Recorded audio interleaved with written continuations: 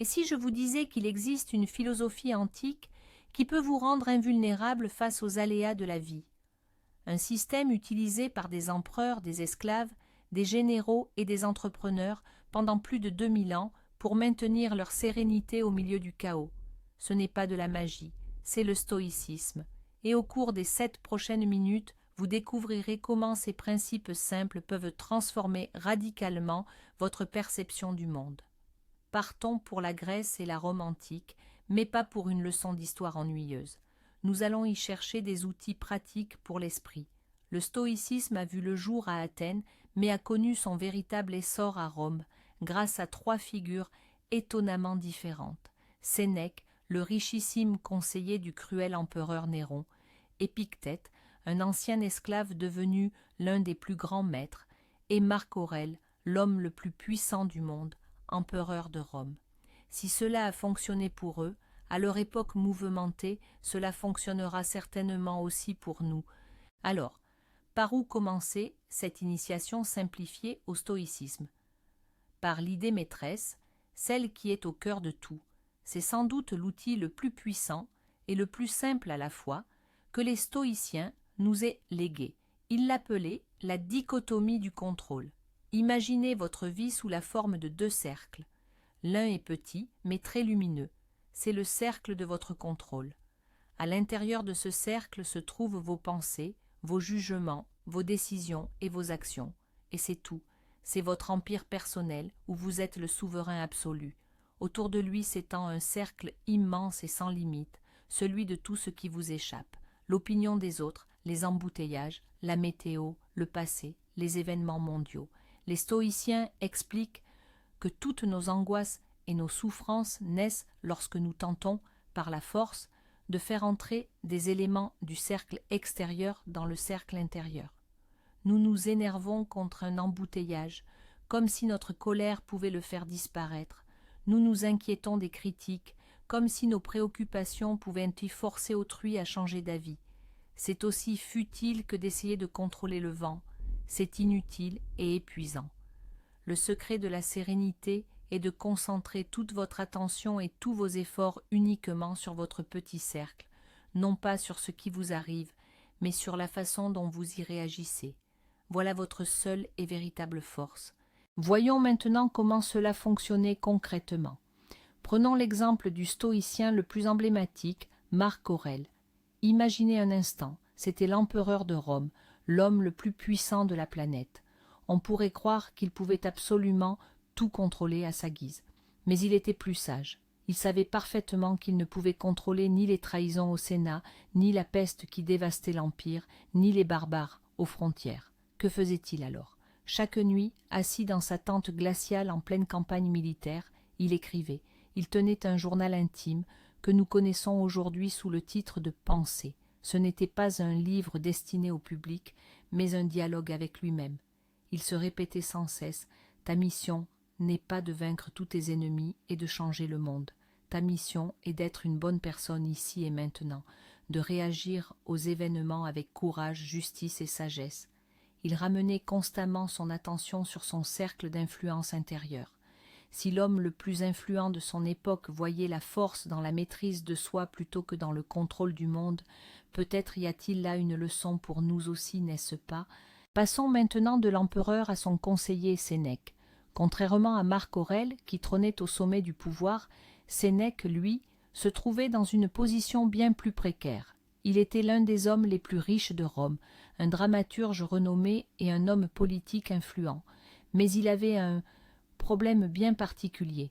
Son supérieur était l'empereur Néron. Or, Néron, c'est le moins qu'on puisse dire, n'était pas le meilleur des patrons. Imaginez le plus toxique, imprévisible et capricieux des dirigeants imaginables, et multipliez cela par 1000.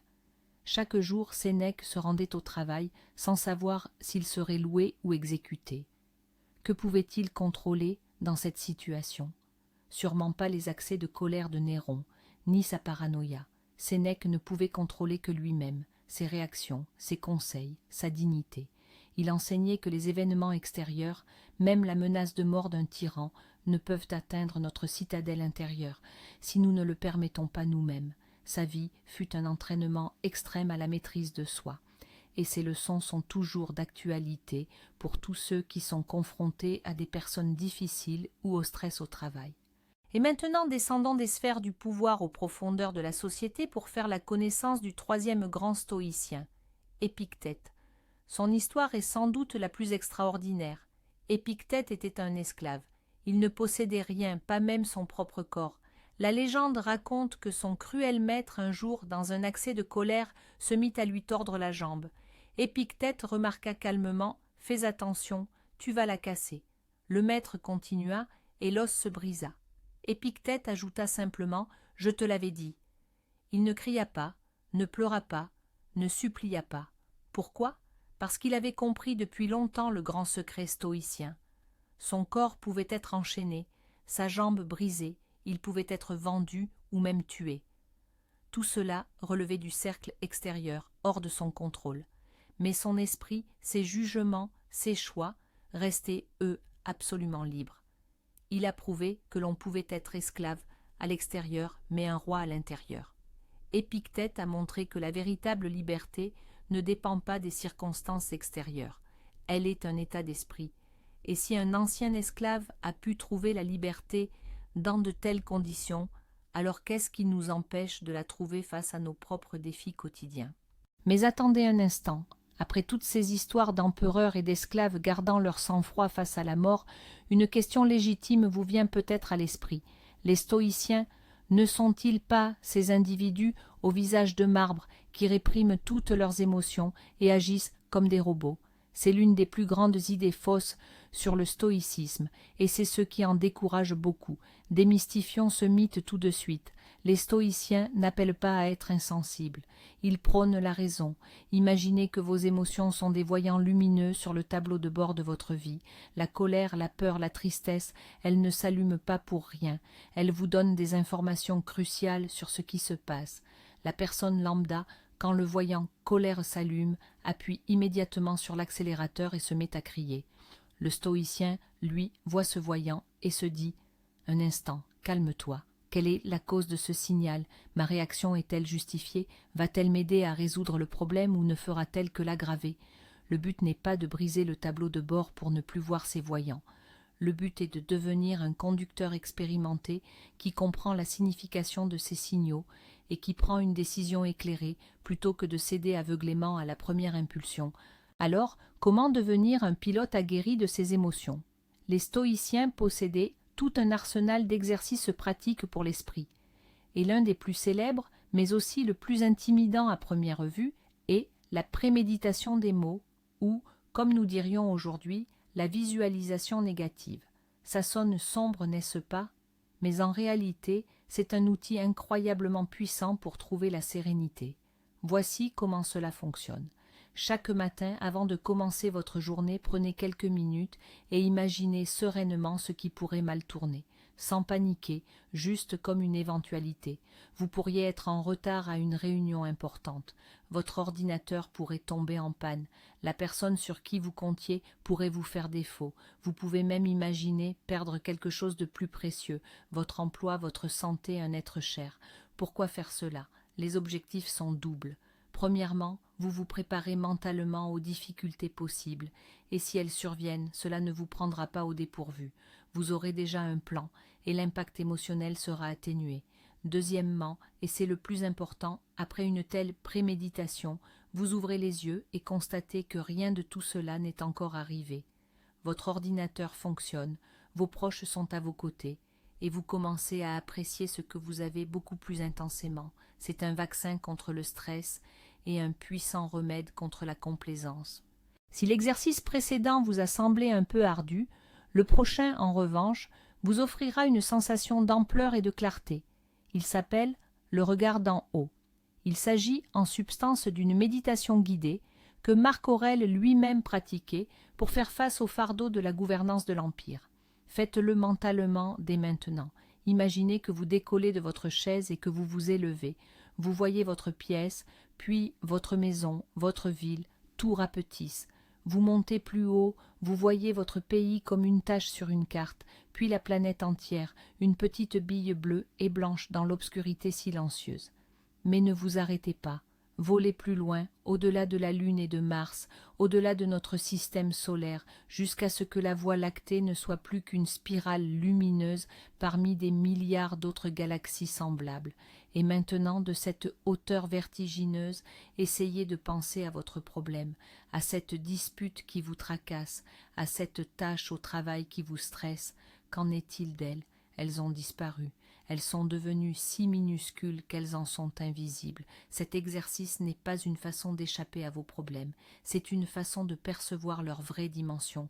Il guérit instantanément l'égocentrisme et rappelle que la plupart de nos angoisses ne sont qu'une tempête dans un verre d'eau sur une planète minuscule dans un univers infini.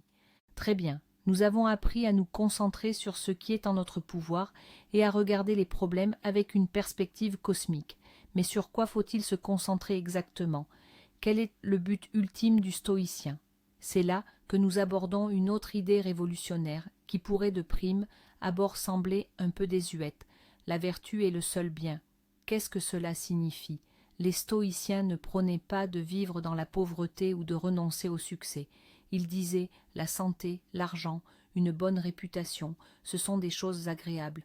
Mais tout cela n'est que ce qu'ils appelaient des indifférents préférables, autrement dit de jolis bonus, et non la finalité même du jeu que l'on appelle la vie. La seule chose qui possède une valeur intrinsèque, inconditionnelle, c'est la qualité de votre caractère, votre sagesse, votre justice, votre courage, votre tempérance. Pourquoi cela change-t-il tout?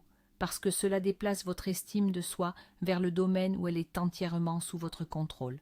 Votre projet a échoué, mais si vous avez travaillé avec intégrité et vous êtes donné à fond, alors, du point de vue stoïcien, vous avez réussi. On vous a injustement critiqué, mais vous avez répondu avec retenue et dignité. Alors, vous avez de nouveau réussi. Cela nous libère de la quête incessante de résultats extérieurs et nous permet de trouver la satisfaction dans le processus même, celui d'être une bonne personne ici et maintenant. Abordons maintenant un sujet que la plupart d'entre nous préfèrent éluder, la mort. Les stoïciens avaient un terme particulier pour cela, le memento mori, signifiant en latin « souviens-toi que tu vas mourir ». De prime abord, et tout comme la visualisation négative, cela peut paraître assez sombre. Pourtant, les stoïciens n'y voyaient pas une invitation à la mélancolie, mais plutôt la plus puissante source de motivation et de clarté. Imaginez que chaque jour est une petite vie, et chaque matin une nouvelle naissance. La conscience permanente de notre temps limité agit comme un filtre puissant. Elle nous aide à écarter tout ce qui est insignifiant, les rancunes, les petites querelles, la procrastination, la peur du jugement d'autrui. Tout cela perd instantanément sa pertinence face à la finitude de l'existence. Le memento mori n'est pas une invitation à la morosité, c'est un appel à l'action, c'est une question à se poser chaque jour. Si aujourd'hui était mon dernier jour, est-ce que je ferai ce que j'ai prévu? Et si la réponse non revient trop souvent, alors il est grand temps de changer. Cette pratique nous pousse à ne pas remettre à plus tard les conversations importantes, à oser prendre des risques pour nos rêves et à chérir chaque instant passé avec nos proches. Alors, nous avons appris à accepter ce que nous ne pouvons pas contrôler. Mais que se passe-t-il si quelque chose de vraiment grave arrive? Pas un simple embouteillage, mais une véritable épreuve, la maladie, la perte d'un emploi, la trahison. Le stoïcisme y apporte une réponse radicale, résumée par la formule « amor fati » ou « l'amour de son destin ». C'est sans doute l'idée la plus difficile, mais aussi la plus libératrice du stoïcisme. Elle ne nous invite pas simplement à nous résigner ou à endurer, mais à accueillir et même à aimer. Pourquoi? Parce que toute lutte contre la réalité, contre ce qui est déjà advenu, est une pure perte d'énergie. C'est comme crier sur la pluie pour qu'elle s'arrête.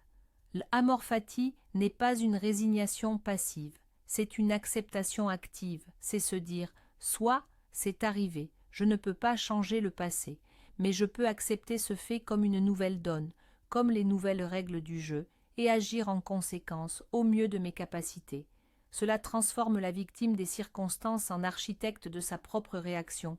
Sénèque disait que le feu éprouve l'or, et le malheur les hommes forts. Le amor fati est la décision de voir dans tout événement même le plus tragique, non pas une malédiction, mais une opportunité de manifester ses meilleures qualités. L'idée d'amor fati nous mène naturellement à l'une des maximes stoïciennes les plus citées, particulièrement chère à Marc Aurèle. L'obstacle est le chemin. De nos jours, cette idée a été popularisée par Ryan Holiday dans son livre éponyme. Qu'est-ce que cela signifie ? Cela veut dire que tout problème, toute barrière, toute difficulté que nous rencontrons n'est pas un frein à notre progression. C'est le chemin lui-même. Imaginez-vous à la salle de sport. Vous ne vous plaignez pas que la barre de musculation soit lourde, n'est-ce pas ? Car c'est précisément le poids de la barre qui vous rend plus fort. Il en va de même dans la vie. Un client difficile n'est pas un problème, c'est un entraînement pour votre patience et vos compétences en négociation. Une erreur inattendue dans un projet n'est pas une catastrophe, mais une opportunité d'apprendre à résoudre des défis inédits et à devenir plus rigoureux. Lorsque vous commencez à voir le monde à travers ce prisme, toute votre réalité se transforme, les problèmes cessent d'être une source de stress pour devenir une source de croissance. Chaque obstacle se transforme en un tremplin qui vous élève, et vous ne vous contentez plus de surmonter les difficultés, vous les recherchez même, comprenant que ce sont elles qui vous rendent meilleur, plus sage et plus fort. Alors, nous avons exploré de nombreuses idées puissantes, la dichotomie du contrôle, la vue d'ensemble, l'amor fati, la transformation des obstacles en opportunités, mais comment transformer toute cette théorie en pratique quotidienne ? Car une philosophie sans action n'est qu'un ensemble de belles paroles. Et les stoïciens avaient une réponse très concrète à cela, la tenue d'un journal.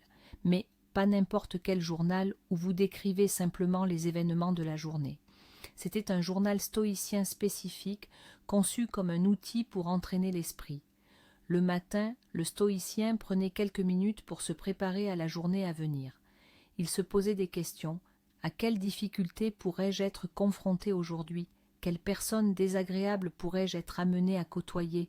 Comment puis-je appliquer les principes du stoïcisme pour y réagir avec sagesse et sérénité ? C'était une sorte de répétition mentale de la journée, et le soir, avant de se coucher, il rouvrait son journal pour analyser la journée écoulée. Il se demandait « Qu'ai-je bien fait ? Où me suis-je trompé ? Où ai-je cédé à la colère ou à la peur ? Qu'aurais-je pu faire de mieux ? » Ce n'était pas de l'autoflagellation, c'était plutôt un bilan honnête et constructif, comme un athlète après un entraînement. Une habitude si simple, qui ne prend que 10 à 15 minutes par jour, permet de recalibrer constamment sa boussole intérieure et de transformer la philosophie d'une théorie en une véritable compétence de vie. Le moment le plus frappant dans l'étude du stoïcisme est de réaliser que l'homme qui a le mieux formulé l'idée de liberté intérieure était lui-même un esclave. Épictète était boiteux, il appartenait à un maître cruel qui, selon la légende, lui aurait cassé la jambe. Pourtant, Épictète affirmait que le véritable maître est celui qui possède son esprit. Son corps pouvait être enchaîné, mais ses jugements, ses choix et sa volonté demeuraient libres. Son maître, en revanche, malgré toute sa puissance, était l'esclave de sa colère, de ses peurs et de ses désirs. N'est-ce pas une formidable ironie ? Une philosophie qui rend l'esclave plus libre que son seigneur. Le stoïcisme, ce n'est pas avoir un visage de pierre ou réprimer ses émotions. C'est une sorte de système d'exploitation pour l'esprit, conçu pour nous aider à rester calmes et lucides en toutes circonstances. Il nous enseigne à distinguer ce que nous pouvons changer de ce qui ne dépend pas de nous et à dénicher des opportunités même au cœur des obstacles. C'est la voie vers une véritable forteresse intérieure et une liberté authentique. Merci d'avoir regardé cette vidéo jusqu'au bout. Si ces idées vous ont été utiles, n'hésitez pas à laisser un pouce bleu et à vous abonner à la chaîne pour ne manquer aucune de nos prochaines publications. Maintenant, une question pour vous. Quel principe stoïcien vous semble le plus pertinent pour votre vie en ce moment précis ? Partagez vos réflexions dans les commentaires. J'ai vraiment hâte de vous lire.